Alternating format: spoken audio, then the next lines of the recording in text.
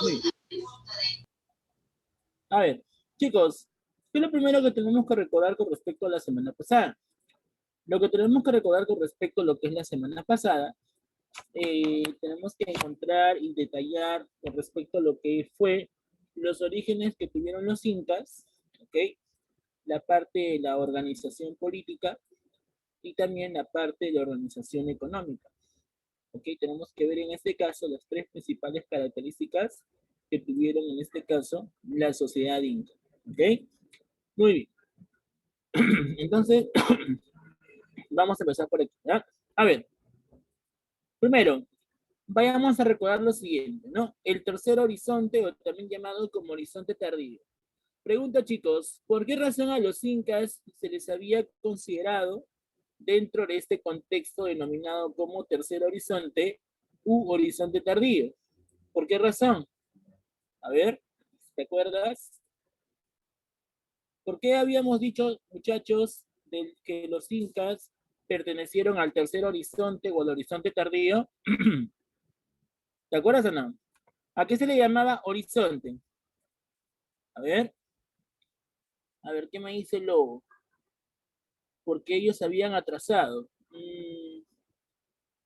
Por otra, por otra razón más, se les considera como un tercer horizonte. ¿Por qué razón? ¿Qué es un horizonte? ¿Qué es una cultura horizontal? A ver, ¿te acuerdas o no? Muy bien, vamos a ver, ¿ya? Vamos a compartir la pantallita blanca. A ver, vamos a hacer una pizarrita por aquí para ver lo siguiente. ¿Ah?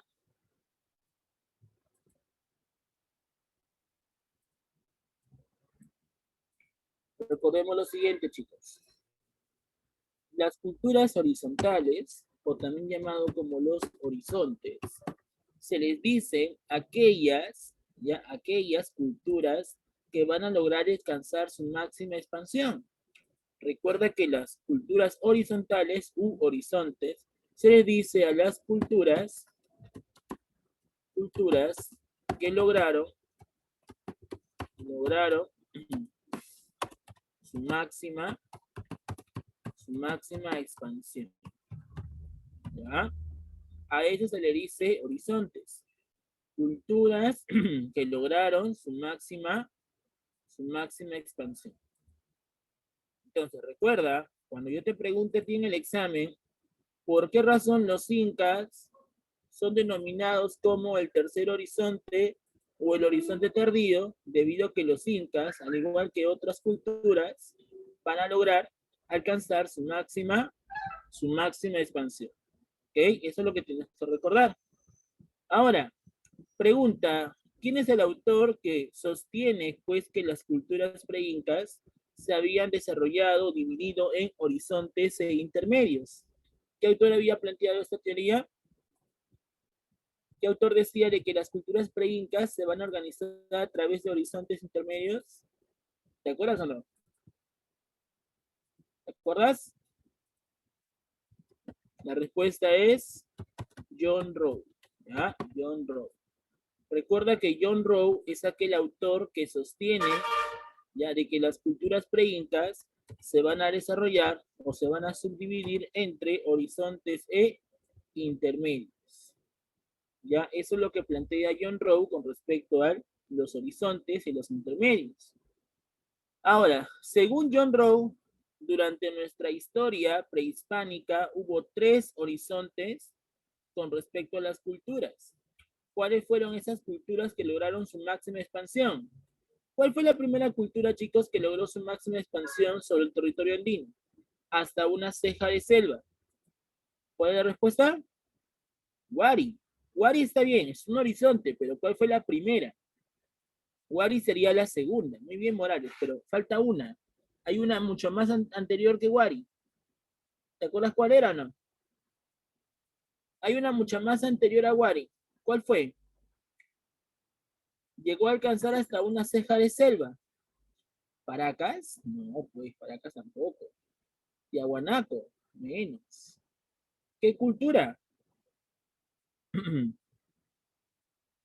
Chavín, muy bien, Lo, Chavín, perfecto. Recuerda que Chavín fue aquella cultura, ¿ok? Chavín fue aquella cultura que va a lograr expandirse por gran parte del territorio andino. ¿Ya? Chavín recuerda que logra expandirse gracias a qué? Logra expandirse gracias a los conocimientos de quiénes? A los conocimientos de sus sacerdotes, por la presencia de sacerdotes, ¿ok? Las demás poblaciones, las demás sociedades van a comenzar a peregrinar a Chavín, ya que Chavín tenía los mejores sacerdotes, ¿ok? Y eso va a generar de que Chavín permita integrar ¿a qué? Permite integrar a sociedades panandinas. ¿Por qué se le dice que Chavín fue una sociedad panandina? Se le dice panandina debido a que integró regiones de la costa, regiones de la sierra y regiones de la selva. Aquellas culturas que integran costa, sierra y selva se les dice también como culturas panandinas. Y eso es con respecto a lo que fue Chavín, muchachos. ¿Ya? Entonces, recuerda, cuando te pregunten el examen a ti, ¿por qué Chavín es considerado dentro del primer horizonte? Porque Chavín pudo expandirse gracias a la presencia de sus sacerdotes. Fue una cultura panandina porque integró costa, sierra y selva, ¿ok? Y eso va a generar, ¿qué cosa? Eso va a generar el peregrinaje.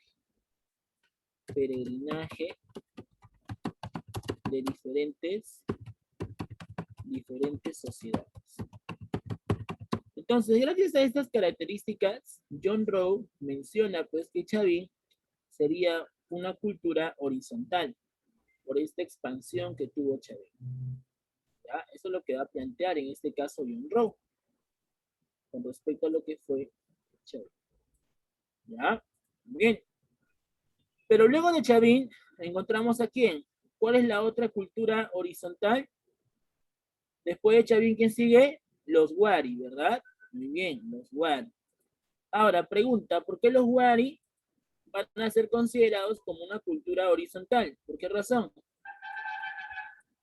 ¿Qué pasó con los Wari? ¿Qué tipo de estado tuvieron los Wari, chicos? A ver, ¿qué tipo de estado tuvieron los Wari?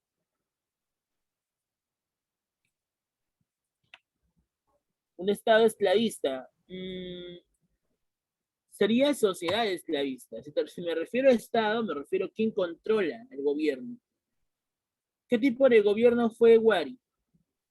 ¿Teocrático militar o militarista? ¿Qué tipo de gobierno tuvo Wari? Tuvo un gobierno militarista, ¿cierto? Claro, así es.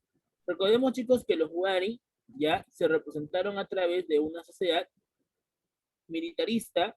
Los militares, en este caso, van a ser aquellos que van a, pues, a tener el control del Estado.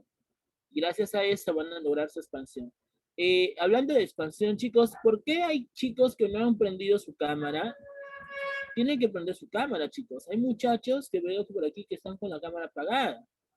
Por favor, chicos, ustedes ya saben que tienen que conectar sus cámaras. Es obligatorio. ¿Ya? Muy bien. Continuamos entonces. Decíamos que Wari vendría a ser la segunda cultura horizontal, debido a que, al igual que Chavín, también pudo expandirse. Pero la diferencia de Wari con Chavín es de que Wari va a integrar a estados a través de ¿qué?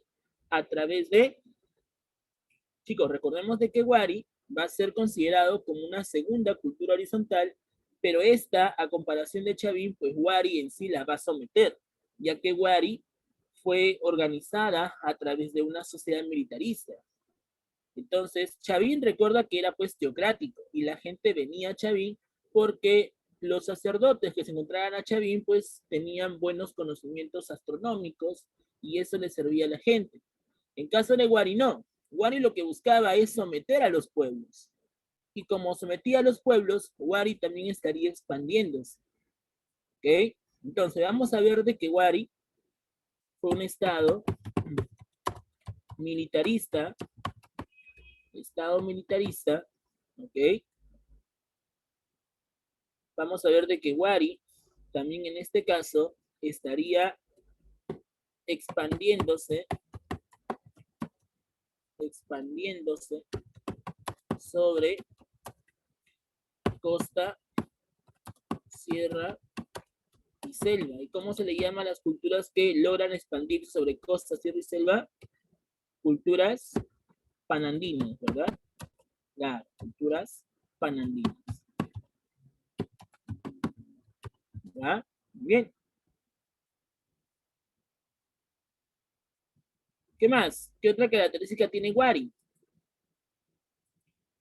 Pregunta, ¿cómo controlaban los Wari a sus provincias? Recordemos de que Wari realizó el control urbanístico. ¿Y cómo realizó el control urbanístico? A través de las cabeceras de región. ¿Verdad? Cabeceras de región.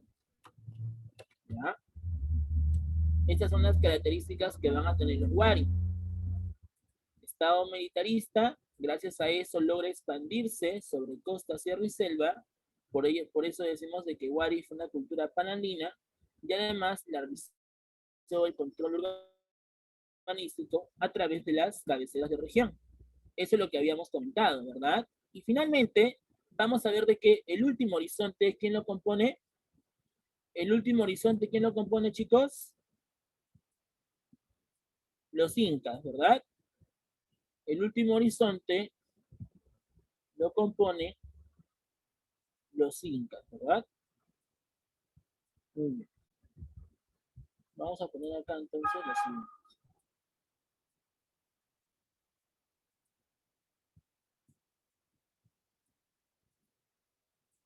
Ponemos por aquí. El último horizonte lo compone los incas, ¿verdad? Bien. Ahora, ¿por qué se dice que los incas lograron abarcar el tercer horizonte? ¿Qué características tenían los incas? Y eso lo hemos comentado en clase. Pregunta, ¿el Tahuantinsuyo logró expandirse por pequeñas poblaciones o logró expandirse por gran parte del espacio sudamericano? Gran parte del espacio sudamericano, ¿verdad? ¿Te acuerdas cuántos países había integrado el Tahuantinsuyo antiguamente? ¿Cuántos países aproximadamente? ¿4? No, los suyos son 4. Pero ¿cuántos países había integrado el Tahuantinsuyo? 6, ¿verdad? Recuerda, ¿cuáles son esos 6 países? En el norte encontramos a Ecuador y Colombia, Perú en el centro, Bolivia, Chile y Argentina en el sur. ¿Ok? Si cuentas, ahí tenemos a los 6 países. Entonces, vamos a ver de que los incas, ya, van a lograr la máxima expansión. Lograron expandirse sobre gran parte del territorio sudamericano. ¿Ya? Bien. ¿Qué más? ¿Por qué razón decimos que los incas pertenecen al tercer horizonte? Recordemos también de que los incas van a componerse a través de un estado militarista. ¿Ya? Los incas tuvieron un estado militarista. Y gracias a eso los incas van a poder expandirse. Los incas incluso pues van a comenzar a controlar a estas poblaciones. Los incas tuvieron una cultura o se desarrollaron a través de una cultura panandina. ¿Qué significa panandina? Que integra costa, sierra y selva, ¿verdad? Así es. Ahora, una cosita adicional, chicos, que tenemos que recordar también es que John Rowe mencionaba, pues, que aparte de la expansión territorial, se habla acerca de la cerámica. Pregunta, chicos, ¿cada cultura tenía su cerámica o no? Por supuesto, cada cultura presentaba su cerámica, ¿verdad? Entonces vamos a ver de qué una muestra representativa viene a ser la cerámica. Representó su cerámica. ¿Ya? ¿Y cómo era la cerámica de Chavín? La cerámica de Chavín, recuerda pues que era globular, ¿ok? Era globular, tenía pues el asa estribo, ¿verdad? Y además pues era de un solo color, era monócromo. La cerámica de Wari, a comparación de Chavín, era diferente, ¿verdad? La cerámica de Wari era pictórica, ¿ok? Ya que recuerda que los Wari van a sacar la cerámica de los Nazca. Los incas van a presentar también una cerámica similar a la de los Wari, aunque los incas más se van a preocupar por utilizar la cerámica de los incas, por ejemplo. Vamos a poner por aquí. La cerámica inca fue de carácter utilitario. La cerámica fue utilitaria. La cerámica fue utilitaria. ¿No? Bien. En caso de los Wari, su cerámica fue polícroma y también fue pictórica. Recordemos de que los Wari, a comparación de las demás sociedades, van a embellecer a su cerámica. ¿Okay? Recuerda que los Wari tuvieron diferentes tonos con respecto a sus cerámicas. Y eso es lo que va a pasar con respecto a la parte de la cerámica. ¿No? Muy bien. Entonces, chicos, recordemos que esta vendría a ser un pequeño esquema con respecto a las culturas horizontales. ¿Ya? Entonces, para concluir en esta parte, ¿por qué se dice que los incas pertenecieron al tercer horizonte? Porque lograron expandirse por gran parte del territorio sudamericano, presentó un estado militarista, una cultura panandina, integró costa, sierra y selva, y además su cerámica fue de carácter utilitario. ¿Ok? Cada una de estas culturas va a presentar sus diferentes cerámicas, ¿cierto? Bien, eso es lo que va a pasar. Chicos, entonces este esquema, toman una captura de pantalla, ¿ya? Toman una captura de pantalla para que lo tengas y puedas en este caso tenerlo como anotaciones adicionales. Bien, listo. Entonces, regresando al PPT, ya tenemos en claro por aquí por qué razón los incas pertenecen al tercer horizonte, o también llamado como el horizonte tardío, ¿verdad? Así es, tercer horizonte u horizonte tardío, ¿verdad? Una de las muestras más representativas a nivel arqueológico, pues recordemos que vendría a ser Machu Picchu, ¿verdad? Recordemos que Machu Picchu en sí va a representar pues la capital del imperio inca, ¿ok? Esta construcción va a ser ordenada por el inca Pachacútec, ¿ok? Ya que este inicia el proceso de expansión del imperio, ¿ok? Y gracias a eso pues poco a poco se estaría dando origen a la capital del imperio inca, ¿ok? Así es. Muy bien, continuamos por aquí entonces. ¿Qué más habíamos comentado? Habíamos comentado también, chicos, pues de que los incas ya se habían desarrollado ¿dónde? ¿Cuál fue la ubicación de la cultura inca? El Valle de la Camama, ¿cierto? Recordemos que el Valle de la Camama, ¿sí? Se le va a llamar pues a la antigua región del Cusco, ya que esta región estaba comprendida por valles, ¿ok? Entre los ríos Urubamba, Vilcanota y Tulumayo. El río Urubamba, Vilcanota y Tulumayo van a ser aquellos ríos que van a formar este valle. Y este valle va a ser llamado como el Valle del Acamam. ¿Ok? Ahora, recordemos pues que según la parte histórica o según el origen histórico, recordemos que los incas provienen ¿de dónde? ¿De dónde venían los incas históricamente? ¿De qué parte?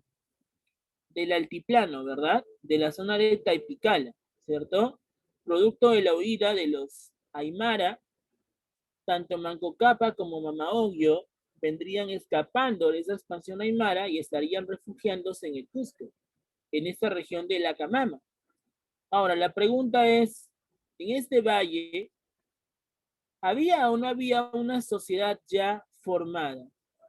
¿Había una sociedad que se encontraba dentro de este valle o no?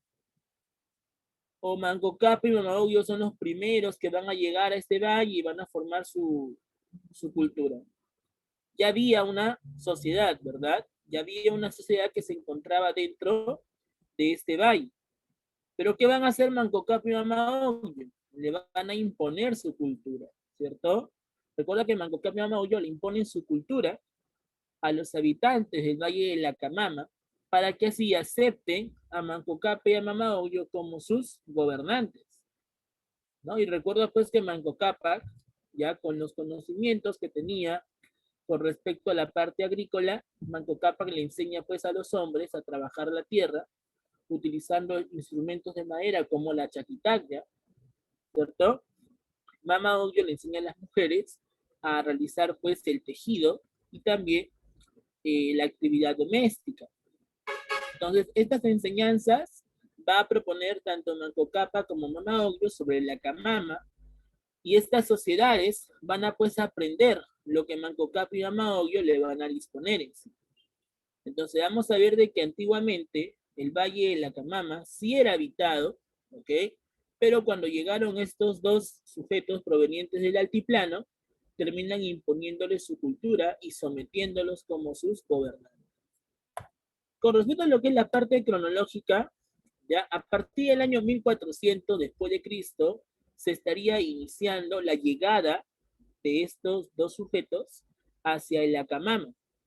Y desde el año 1400, poco a poco, de la Acamama se va originando pues la cultura inca.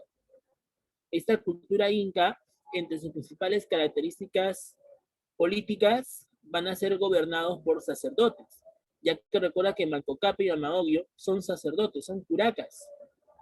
Y como son curacas, la primera fase del gobierno de los incas va a ser llamada también como la etapa curacal. El hijo de Manco Cápac, llamado Sinchurroca, también sería un curaca. Por eso es que Manco Cápac y Sinchurroca van a ser incas que van a gobernar a través de una política curacal, una política teocrática. ¿Ok? Entonces, recordemos que a partir del año 1400 después de Cristo se está dando la primera llegada de estos pueblos provenientes del altiplano para imponer su cultura. ¿Ok? Y eso es lo que va a pasar con respecto a este contexto. ¿Y por qué decimos que la cultura inca llegó hasta el año 1532? Recordemos que en este año 1532, o el siglo XVI, pues, es conocido como el siglo de la invasión, ya que recuerda pues que los españoles en sí, buscando metales preciosos para poder pues en sí solventar a la corona española, llegaron a nuestro territorio sudamericano buscando el oro y la plata y finalmente pues van a tomar a través de la invasión a estos territorios. Recuerda pues que los españoles logran someter a los pueblos de Mesoamérica, ¿sí? A los pueblos de Norteamérica, como el caso de los mayas y aztecas, y en caso también de nosotros, la parte sudamericana es también pues tomada por los españoles, ¿no? Entonces, vamos a ver de que el año 1532 sería la fecha donde finaliza esta cultura inca debido a la presencia de los españoles, ¿no? Y recuerda que los españoles pues como objetivo, como propósito, tenían pues el fin de acabar con nuestras antiguas idolatrías, ¿ok? Someternos ante el cristianismo, convertirnos al cristianismo, ser cristianos, olvidarnos de nuestros dioses paganos, contribuir impuestos a favor de la corona, que después va a ser llamada como el tributo indígena, y eso es lo que va justamente a suceder durante la época colonial. ¿Ya? Entonces, eso es con respecto a lo que es la fecha donde finaliza el contexto del Tahuantinsuyo. ¿Ok? ¿Qué más? Los límites políticos del imperio. Ahora sí, chicos, pregunta, ¿cuántos suyos tenía el Tahuantinsuyo? ¿Cuántos suyos? 4, ¿verdad? Pregunta, ¿por qué se llama Tahuantinsuyo? ¿Te acuerdas o no? ¿Qué significa Tawa? 4, ¿verdad? Tawa 4. Inti, ¿qué significa? Sol, ¿verdad? Y suyo, ¿qué significa? Tierra, ¿verdad? ¿Recuerda? Ponemos por aquí por si acaso. La palabra Tahuantinsuyo,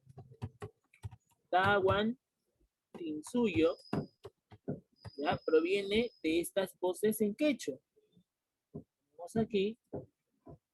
Tahuantinsuyo proviene de Tawa, que significa 4,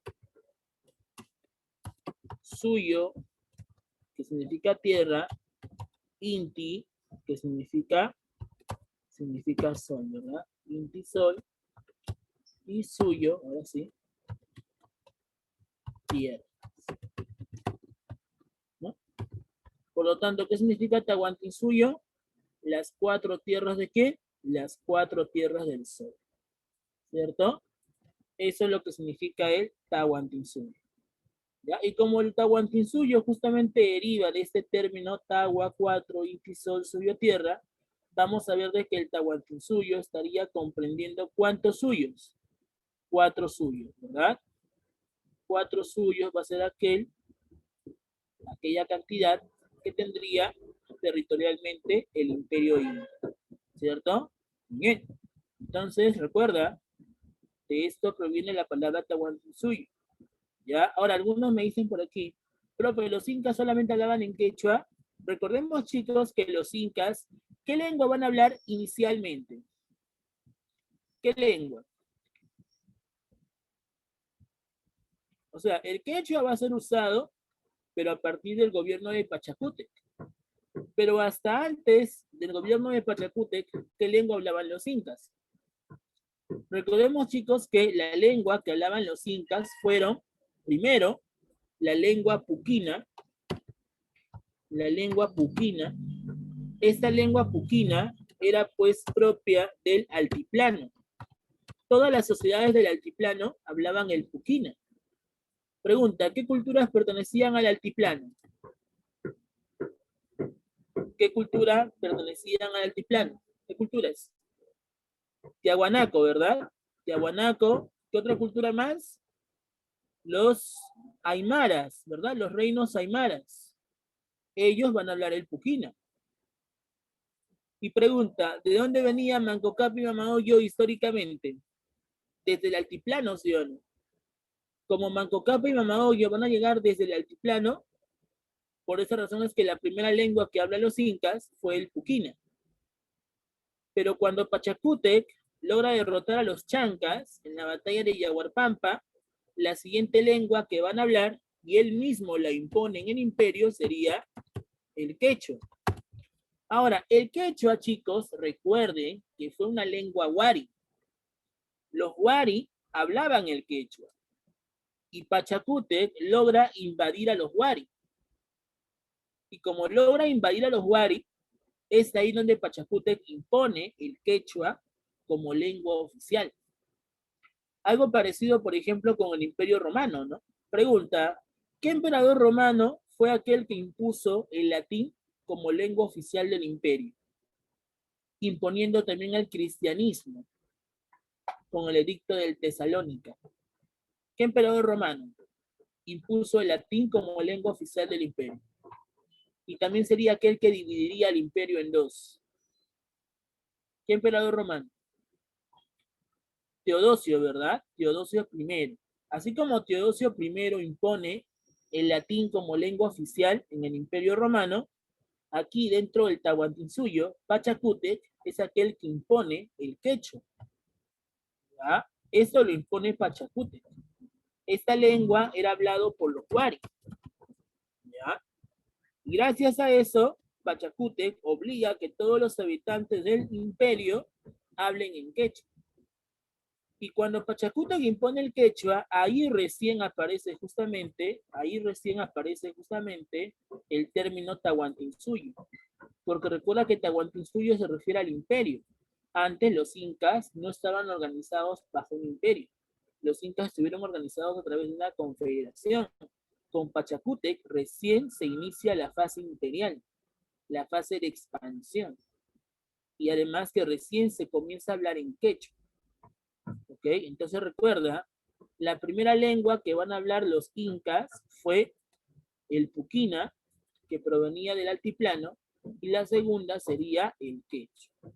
¿Ok? Son las lenguas que van a hablar los incas dentro de este contexto. ¿Ya, muchachos? Muy bien. Sigamos. Ahora, ¿cuáles eran los límites del imperio? Decíamos pues que el imperio, el Tahuantinsuyo, estaba conformado por 4 suyos, ¿verdad? ¿Cuáles fueron esos 4 suyos? A ver, usamos el audio. ¿Cuáles fueron esos 4 suyos? Chinchaysuyo, Chinchaysuyo, Antisuyo, Antisuyo. Condisuyo y Collasuyo. Perfecto, ¿verdad? Muy bien. Como dijo su compañera, de toda la razón, encontramos al Chinchaysuyo, el Collasuyo, el Antisuyo y el Contisuyo. Y cada uno de estos suyos va a estar pues representando los hemisferios. Por ejemplo, el Chinchaysuyo recuerda que representa el hemisferio norte. Recuerda que se va a llamar Chinchaysuyo porque se menciona que en ese lugar se encontraba la presencia de los chincha, los comerciantes sobre el Pacífico. ¿Ya? Recuerda que los incas van a tener como aliados a los chincha. Como esa zona norte estaba pues habitado por los chincha, va a ser llamado como el Chinchaysuyo. ¿Ya? Recuerden que con respecto a lo que es el hemisferio norte o el Chinchaysuyo, el imperio estaría limitando hasta el río Ancasmayo. ¿Ya? Ahora, este Chinchaysuyo es conocido como el suyo más rico porque recuerda que en esta zona se encontraba la presencia de metales, el trabajo de la orfebrería o la metalurgia. Sociedades como los chimú, por ejemplo, van a permitir de que los incas realicen pues los distintos trabajos en la metalurgia, ya que recuerda que los chimú son considerados como los mejores orfebres. Así es. ¿Quién es aquel inca que logra integrar el Chinchaysuyo? ¿Quién es aquel inca que logra derrotar a los chimú y los impone ante el imperio? El inca que impone a los chimú ante el imperio vendría a ser el inca Tupac Yupanqui. Tupac Yupanqui es aquel que logra someter a los chimú y logra pues imponer la zona norte ya con respecto a lo que es el imperio. Y lo va a llamar así, el Chinchaysuyo. ¿Ya? Después de eso se inicia el Collasuyo. El Collasuyo recuerda que representa el hemisferio sur.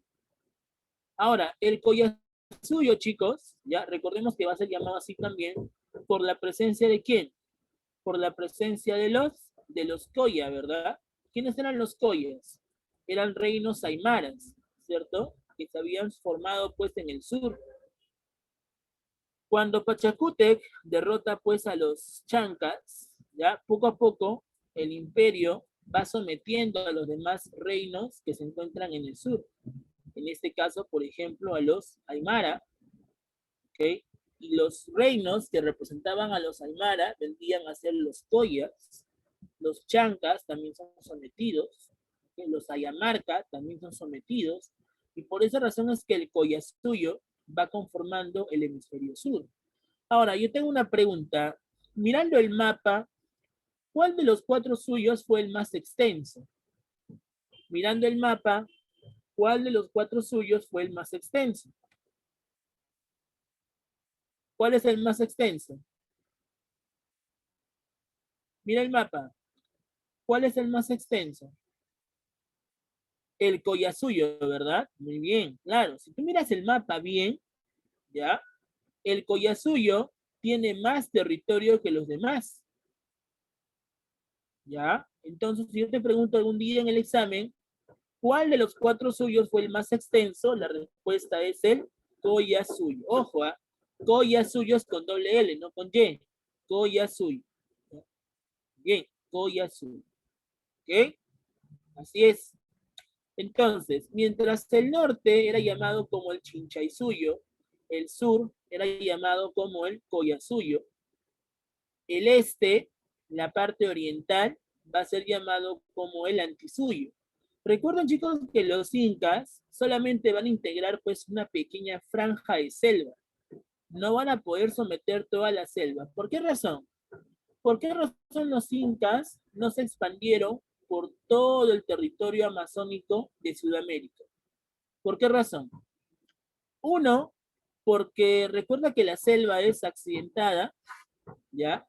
Y como la selva es accidentada, no había pues caminos que permiten favorecer la conexión del territorio inca hacia la selva. O sea, era difícil tener un acceso a la Amazonía sudamericana.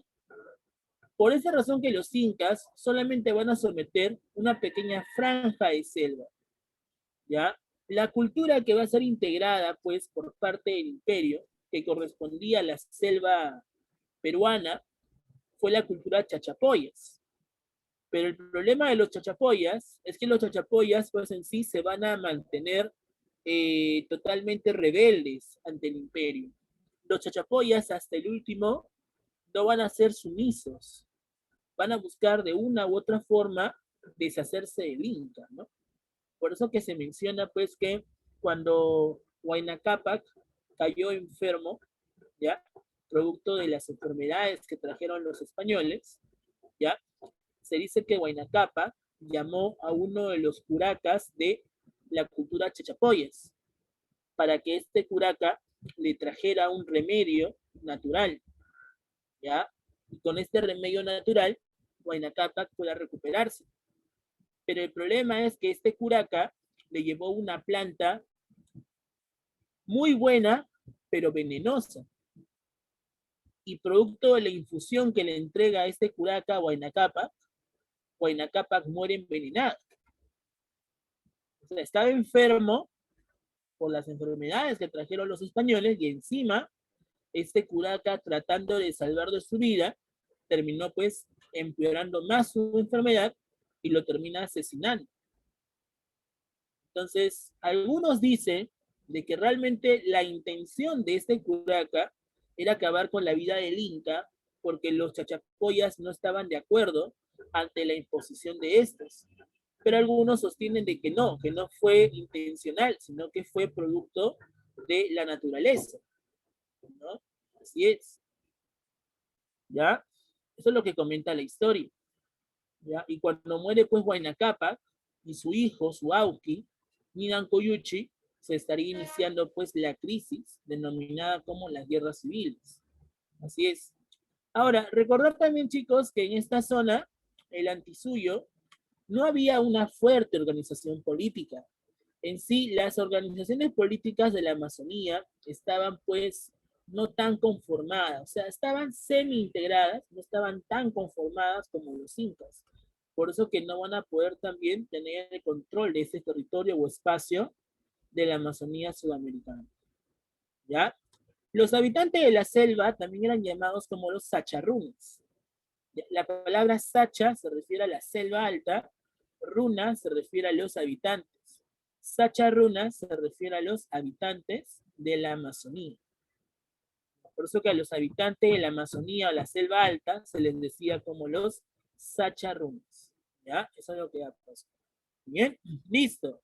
Y finalmente encontramos pues el territorio menos extenso, denominado como el Contisuyo. Y ese Contisuyo pues limitaba con el Océano Pacífico. Ahora, pregunta, ¿los incas conocían al Océano Pacífico como tal? O sea, desde la época inca, ¿se conocía el Océano Pacífico? No, ¿verdad? Recuerda que el Océano Pacífico va a ser descubierto por los españoles. Núñez de Balboa es aquel que descubre el Océano Pacífico y lo va a nombrar pues como el Mar del Sur. ¿Ok? Así es, eso es lo que estaría pasando.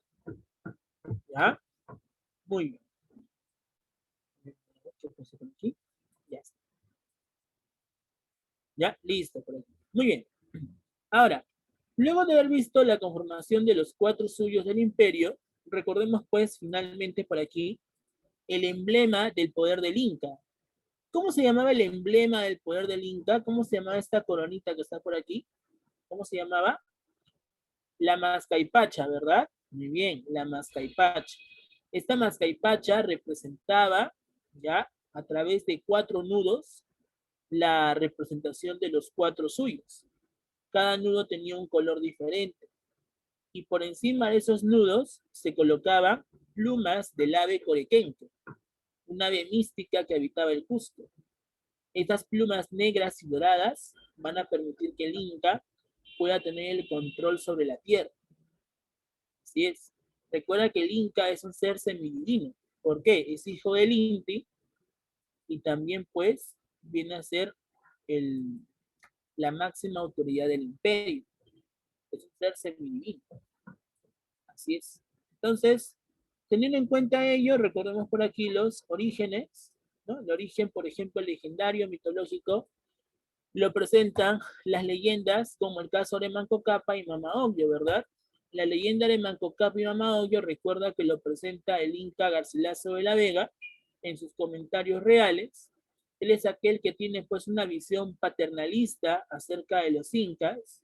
Según Manco Cápac y Mama, según pues Garcilaso de la Vega, Manco Cápac y Mama Ocllo salieron del lago Titicaca y su Pacarina, su lugar de origen, sería pues esta zona, de donde van a salir y van a llegar hacia el Cusco. ¿Ok? Algo similar plantea el siguiente autor, Juan de Betanzos, quien presenta la leyenda de los hermanos Saya. En su obra Suma y Narración de los Incas, Juan Díez de Betanzos logra mencionar pues que el dios Pixi-Huiracocha, después de haber dado un diluvio sobre esta zona andina, ¿okay? Por las sociedades paganas que existían en esta zona, el dios Pixi-Huiracocha envía a 4 parejas de hermanos que a la vez van a ser esposos, que van a salir del cerro Tamputoco, también llamado como el Pacaritambo, y van a comenzar a migrar hacia el cerro Guanacabro, para poder así fundar el imperio. ¿Okay? Recuerda que esos 4 hermanos, pues encontramos a Ayarcachi, Ayaruchu, Ayarauqui, Ayarmanco. Ayarcachi, por ser tan poderoso, sus hermanos lo encierran. Ayaruchu, conocido como el hermano místico, se convierte en piedra por haber dado la vuelta, darle la espalda a un monumento de piedra. Ayarauqui se convierte también en piedra, primero le salen unas alas, vuela por toda la zona del cerro, pero también es convertido en piedra. Y el último de los hermanos, Ayarmanco, termina siendo el fundador del imperio. Así es, ¿no? Eso es lo que habíamos comentado con respecto a lo que es la leyenda. ¿Ya? Muy bien. ¿Qué más, chicos? Luego de haber visto el origen legendario, vayamos al origen histórico. ¿Quién es el autor que plantea el origen histórico? ¿Cómo se llama el autor que plantea el origen histórico? Valdemar Espinosa, ¿verdad? Valdemar Espinosa. Ok, ¿qué es lo que dice Valdemar Espinosa? Valdemar Espinosa nos dice pues que los incas realmente provenieron desde la región del altiplano, producto de la expansión de los aymara. Cuando los reinos aymaras se expanden sobre esta zona del altiplano, estos curacas escapan, logran cercar el lago Titicaca y logran llegar hacia el Cusco. Y producto de su llegada hacia el Cusco, es ahí donde recién se inicia la cultura inca sobre el valle de la Camama. Valdemar Espinosa nos dice entonces que Manco Cápac y Mama Ocllo y su séquito huyeron de la expansión de los aymara, se escaparon, bordearon el lago Titicaca y llegaron hacia el valle del Acamama. Y en ese valle del Acamama, Manco Cápac y Mama Ocllo terminarían fundando la cultura inca. Y ahí se inicia el origen de la cultura inca. Eso es lo que plantea el autor Valdemar Espinosa con respecto a el origen histórico. ¿Okay? Y recuerda pues que estos curacas que habitaban el altiplano hablaban el puquina, ya que la lengua puquina era propia de la Sierra Sur, de la Sierra del Altiplano, y por esa razón es que la primera lengua que hablaron los incas fue la lengua puquina. ¿Ok? ¿Qué más? Vamos a ver ahora la organización social con respecto a los incas. Pregunta, muchachos, ¿qué tipo de sociedad tuvieron los incas? ¿Una sociedad democrática, igualitaria, una sociedad imperialista, una sociedad esclavista? ¿Qué tipo de sociedad tuvieron los incas? A ver. Viendo solamente la pirámide social de los incas, ¿qué tipo de sociedad crees tú o recuerdas que tuvieron los incas? A ver, una sociedad que esclavista, ¿no? Muy bien, Carla. Una sociedad esclavista, ¿cierto? Claro, una sociedad esclavista. Así es. Profe, ¿y por qué sociedad esclavista? Porque la pregunta es, ¿cuál fue la principal fuerza de trabajo? Los esclavos, ¿cierto? Por esta razón se habla de una sociedad esclavista. Estos esclavos van a trabajar de forma gratuita y obligatoria lo que el Inca decida o disponga, ¿cierto? Por esta razón se menciona de que los incas se organizaron a través de una sociedad esclavista, ¿cierto? Por ejemplo, aquí se puede ver el Inca sentado sobre su litera de oro, obviamente, y este era cargado pues por sus yanatonas, sus sirvientes, ¿cierto? Entonces los incas estuvieron organizados a través de una sociedad esclavista, ¿cierto? Muy bien. Vamos a ver por aquí entonces la organización social, ¿cierto?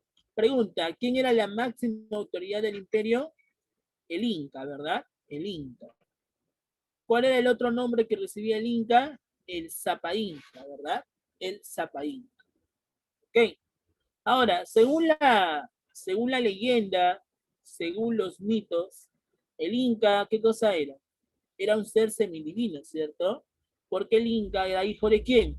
Hijo del sol, ¿verdad? Era un descendiente del sol, y además, pues que el dios Tixi-Huiracocha fue aquel que había organizado el mundo en tres, ¿qué? En tres etapas, ¿no? O tres conformaciones de reinos, ¿no? Huiracocha había dividido el mundo en tres grupos, en tres subetapas. El Anampacha, que representa el mundo de los dioses, ¿ok? El mundo habitado solamente por estas deidades. El Caipacha, que representaba el mundo de los vivos.